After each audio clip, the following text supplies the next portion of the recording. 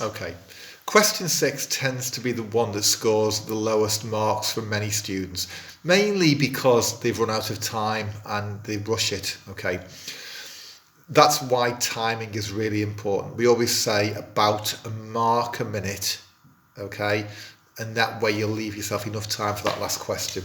You do need to look at both texts, and you're asked to compare the writer's attitude to waste and how they put their arguments across. So things that you might say, okay, so both writers certainly challenge the idea of waste, don't they? They say there shouldn't be any waste at all. So John Humphreys is quite heated. He says at one point, why the hell shouldn't we not waste things? Lydia Childs is a bit more formal. She uses powerful language, definitely, to put her feeling across. She says economy is despised as low virtue. So, quite powerful that. But perhaps isn't as heated as John Humphreys. But they're both saying that waste is bad. They both use facts and figures, statistics, numbers, don't they? They both talk about details of housekeeping.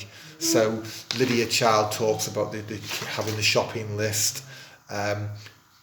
John Humphreys talks about turning off lights and only boiling just enough water.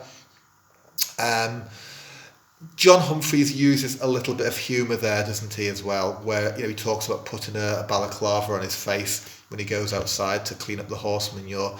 Child is a bit more serious. She's quite she sounds a bit like a teacher.